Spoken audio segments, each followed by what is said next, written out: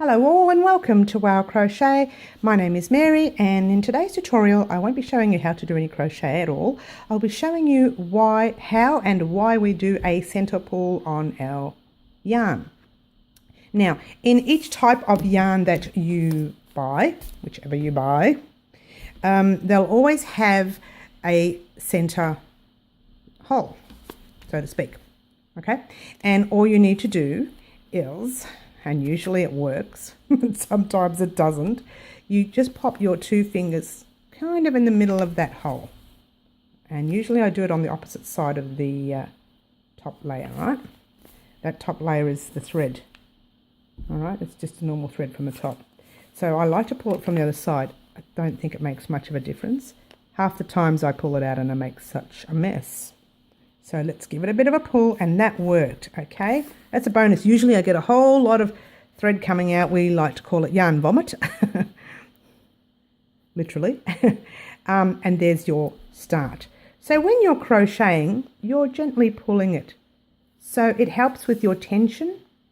It's not rolling around all over the place. From when you're pulling the top, you're rolling it all over the place. If I do this, I've got to go like that, and I've got to pull and carry on. Whereas this way, it is a gentle pull from there, very gentle. So you see, so it will help with your tension. So that doesn't usually work straight away. I usually have to have a couple of goes. So that's a good one. Crocheting yarn, one of my many that I use. Now, where is this one here? The same with this one. We're going to pull that top layer out. Then you turn it the other side. And let's hope this works. So we go in the middle, and I think the trick is not to grab so much. Just if you find one little loose strand, give it a tug, and there it is. Okay, so that's your center pull. And you'll find the little end in there. Okay, so that's great. I just sort of stick it back in there, just on top. Now, it's a little bit difficult with the Bendigo Woolen Mills thread. Yarn, wool, thread, whichever you use, and the reason being is because it's a little tighter in here and you can't really find that middle bit. And now I've struggled with this, which is why I bought a yarn winder with a friend of mine. We both bought a yarn winder together. It was a lot cheaper to buy two than it was to buy one, so we bought one together each, and we usually wind our yarn. So I'm struggling with this one to find an end, because I'm searching and searching, and I'm just finding a whole lot of, and I'll tell you why, because it's the way they wind it, and the fact that this has been in my stash for a little while, so I'm not going to be able to find one in here. I have done it in the past, but this one, here we go, and there's a bit of yarn vomit, but not a lot, okay? So the thread is in there somewhere, and this is how you end up making a little bit of yarn vomit, and things get tangled, and that's not too bad, but still it's a lot to come out. So we're going to try another Bendigo yarn. Now that one there was, and still is, let me get a close-up of it, Stella Amber. This yarn is very, very soft to touch, so it's quite pretty. I like it. And I make blankets with it, but you can make anything you like with it. Now this one is Luxury Coastal Blue. Don't worry about the colour, that's just the colour. But it is an 8-ply, okay? I have other, same colour, I have in I think 10 or 12 ply, I can't remember what ply it is, but it's quite a thick ply. So the thicker the yarn, the easier it is for me to find. Okay, let's try it. I don't know if it will work.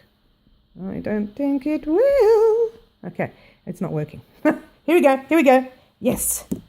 We're in. I don't know if we are or not. Let's have a quick, there it is. Okay, that's the beginning. So it's a little tiny bit of yarn vomit, better than the first one. That's good. Okay, now the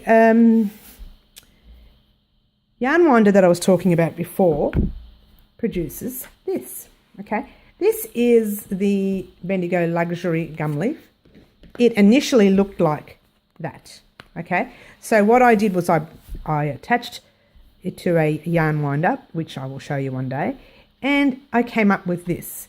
Now, the positive of using a yarn winder is if you're working on winding up your yarn, you get halfway through the yarn and you find a knot. Now, you're not supposed to have knots in your 200 gram balls of Bendigo yarn, but it has happened to me once or twice before.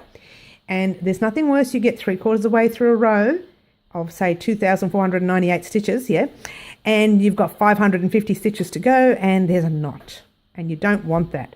You want your knots at the end of your project so that you can actually sew them into the sides, okay? It's not very nice to have your knots in the middle of your projects. Having said that, if you do Graphgans, you're going to have a gazillion knots all over the place.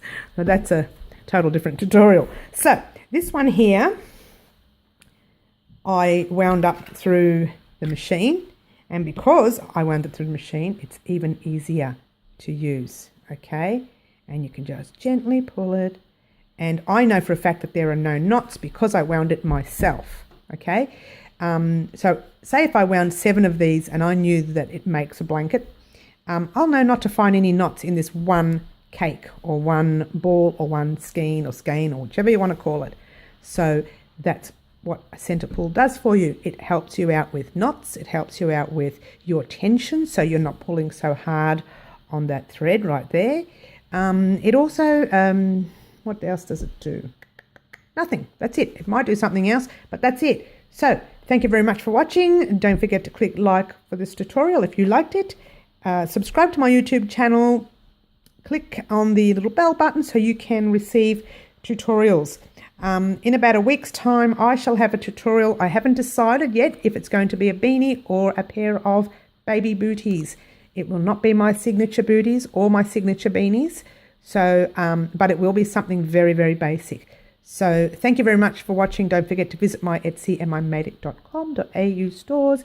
You are now talking to Mary or listening to Mary. Thanks for watching. Ciao.